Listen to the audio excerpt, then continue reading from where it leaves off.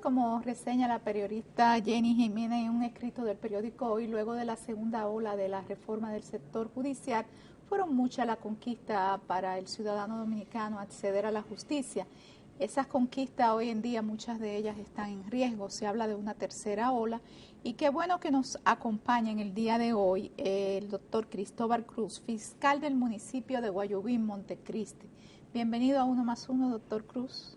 Millón de gracias, Bienvenido al espacio por la entrevista. Gracias a usted por trasladarse hasta Uno más Uno para hablar de un tema que realmente nunca va a perder vigencia, como lo es el acceso a la justicia y una justicia más fortalecida. Vamos a empezar haciendo un balance de cómo marcha la justicia por allá en Montecristi, Guayubín, y luego vamos a hacer un panorama general en el país. Correcto. ¿Cuáles son los principales desafíos? Los principales desafíos en la actualidad, el presupuestario, es decir, el sueldo de los jueces, fiscales, incluidos los abogados defensores, ya que se han logrado una serie de logros institucionales, por decirlo de un modo, que podrían ponerse en peligro en base a la situación presupuestaria y a los sueldos de esos funcionarios. Pero por Guayubín se está dando lo que se está dando en algunos puntos del país, con la renuncia de algunos jueces, también de algunos miembros del Ministerio Público. ¿Cuál es la situación? No la ha habido aún, pero la situación muchos no la externan, no la hacen pública, pero es una situación generalizada en la zona, es decir, la limitación de los sueldos no es de descontento a todos los funcionarios del Poder Judicial y del Ministerio Público. ¿Y cuáles son los efectos en la justicia de esa insatisfacción y ese descontento con los sueldos, con los salarios? ¿Cómo se refleja? ¿Más corrupción o se refleja de otra manera? No diría más corrupción, es decir, las personas que son corruptas aunque le paguen $1 millón. Pero los que son serios, no importa el bajo sueldo, no se traduce en corrupción o no, sino en una insatisfacción que podría degenerar en renuncias. ¿Usted es parte de esa ola de reforma? ¿Usted es parte de la carrera? ¿Cómo fue su proceso para ingresar a la carrera? Correcto. Yo vengo siendo parte de ese resultado de reformas que podríamos decir que desde el 2005 o 2006, finales, viene impulsando la Procuraduría. Es decir, el procurador Francisco Domínguez Brito inició esta ola de reformas a lo interno del Ministerio Público, creando así lo que es hoy la Escuela del Ministerio Público. ¿Usted es resultado de esa escuela? Soy resultado de la Escuela del Ministerio Público a través de lo que son los programas de formación. Son 3 etapas: programa de formación inicial, programa de perfeccionamiento y el programa de formación extraordinaria. ¿Qué tiempo dura ese proceso? Depende del tipo de programa, por lo menos del que yo salgo, sí, que es el programa de formación inicial, dura casi 1 año, con un costo para el Estado, no exagerado, pero es elevado, es decir, los fiscales de carrera al Estado le cuestan. ¿Qué le cuestan? No podría darte un número, pero el costo, por decírtelo de un modo, la capacitación de los fiscales de carrera, los profesores son jueces pagados por la escuela, exponentes internacionales, abogados que le tienen, es decir, un mérito, es decir, le dan cierta autenticidad a la capacitación que nos dan en la Escuela del Ministerio Público. Sí, pero díganos qué reclaman los representantes del Ministerio Público por allá por Montecristi, aparte del salario, que ¿hay otros reclamos? ¿Operan en condiciones más favorables que, por ejemplo, en Santo Domingo Este, que no hay infraestructura que ofrecen el servicio en furgones? No es así. Allá la infraestructura está bien. Sí, no, la infraestructura, por lo menos de lo que es la sede del Departamento Judicial de Montecristi, los tribunales son, gracias a Dios, en concreto, en cemento, acondicionados bien.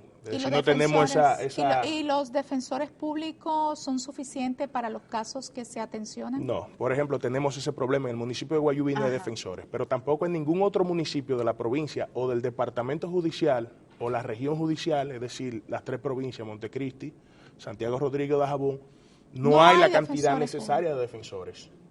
Entonces eso es un grave problema para el acceso a justicia. es una limitación. Y en este caso peor, porque ese mismo escrito de Jenny Jiménez dice que la Defensoría Pública que ofrece servicio a los imputados que no tienen los recursos, se anuncia que más de 40 van a renunciar por razones de salario. En el caso de ustedes ni siquiera hay suficientes defensores públicos. ¿Cómo afecta eso el acceso a la justicia, los casos de reenvío? ¿Qué situaciones se dan? Es difícil realmente. Vemos, por ejemplo, casos que a diario, por la falta de abogados, se le da una letanía, es difícil el manejo. En cuanto a los defensores, ese escrito que usted dice de 40 abogados defensores que van a posiblemente renunciar en lo que es el transcurso de este mes, no es más que el resultado de la difícil situación salarial que impera en el sector justicia a nivel ¿Qué general. dice la ley? Es decir, no existen unas escalas salariales que, atendiendo a las complejidades del puesto, a las capacidades requeridas, puedan homologar salarios, porque aquí la discusión es si un defensor público debe de ganar lo mismo que un juez. ¿Qué dice la ley en términos de escalas salariales? Correcto. La ley no hace una equivalencia en cuanto a los sueldos de los jueces y defensores, pero sí lo hace en cuanto a los jueces y fiscales, o mejor dicho, lo hacía. Es decir, el anterior estatuto del Ministerio Público, que fue derogado por la ley reciente, la ley orgánica del Ministerio Público, derogó esa equivalencia que había. Es decir, decía que cada fiscal debía de ganar igual sueldo al juez presidente de la sala o la corte en la que trabajaba. Es decir, si un juez tenía un sueldo de 60,000 pesos, por poner un ejemplo, el fiscal debía de ganar el mismo sueldo. Pero sí, eso ha sido derogado. Pero hablemos, vamos a especificar, estamos hablando de una escala salarial de tanto a tanto. Hasta el otro día aquí la fiscal del Distrito Nacional apenas ganaba unos 60,000 pesos. La fiscal del Distrito Nacional, hasta que hace unos meses fue aumentado, fue modificado ese salario. Entonces, estamos hablando de qué escala, cuando hablamos de Ministerio Público, defensores públicos, etcétera, etcétera. La escala depende del nivel que... O sea, pero para dar una idea, va de tanto a tanto, el mínimo... Mire, hubieron aumentos recientes, pero la realidad es que los aumentos no fueron suficientes. Un fiscal allá por la frontera. Un fiscalizador está ganando ahora mismo, con el aumento reciente que logró el procurador a nivel del Consejo, 51,750 pesos. Y eso, los impuestos... No, con las reducciones quedan en unos 40 y tantos, que era el sueldo anterior. Los jueces de paz, por ejemplo... ¿Ese es el salario más alto? No, ese es el mínimo dentro de lo que son los miembros del Ministerio Público, que somos los fiscalizadores. Estaría ya el de los fiscales adjuntos, que ronda los 60 y algo. El titular, que es el gerente de cada fiscalía, que está en los 80, y así sucesivamente. Bueno...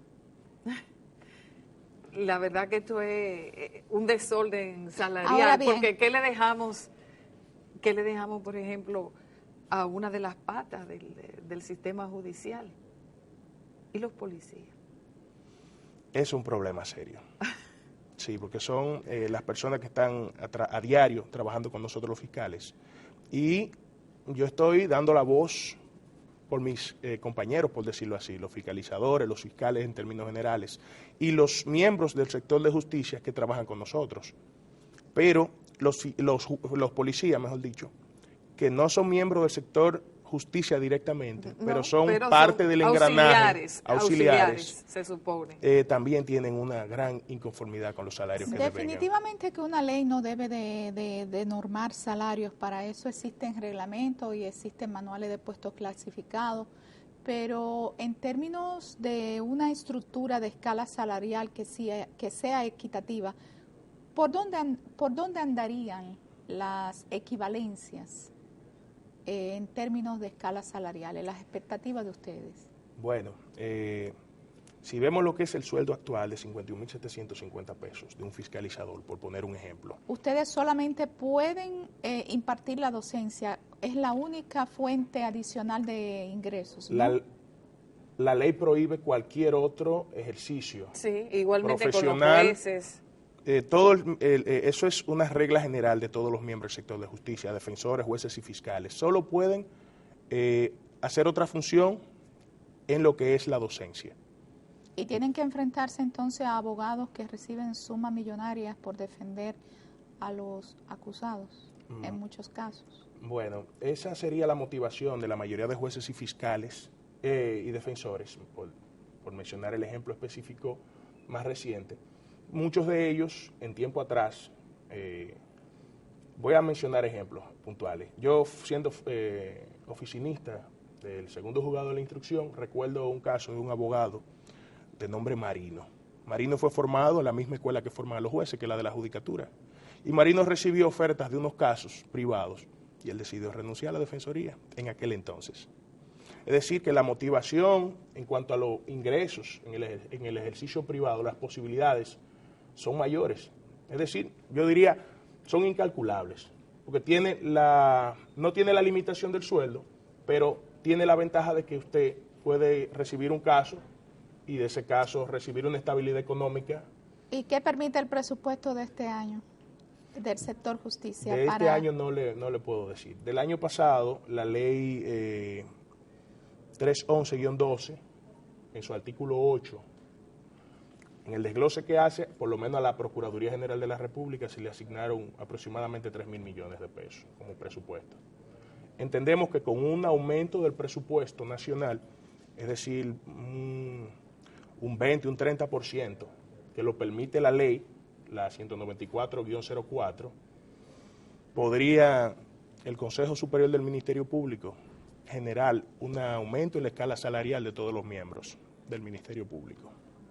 Esas son las expectativas. Correcto. Sí, tenemos entendido que usted tiene aspiraciones en las elecciones del 2014 a convertirse en fiscalizador ante el Consejo Superior del Ministerio Público. Así es. Cuéntanos sobre eso. ¿Por qué usted está aspirando? Hay cambios necesarios a lo interno de nuestra institución y reclamos de muchos que, igual que yo, fiscalizadores a nivel nacional, entienden que deben de impulsarse, y el ente mediante el cual pueden lograrse esos cambios es el Consejo Superior del Ministerio Público. Entonces, en tal virtud, hemos iniciado los aprestos a tratar de lograr el apoyo de la mayoría de los fiscalizadores a nivel nacional para así apoyarle desde el Consejo e impulsar esos cambios. ¿Qué le mueve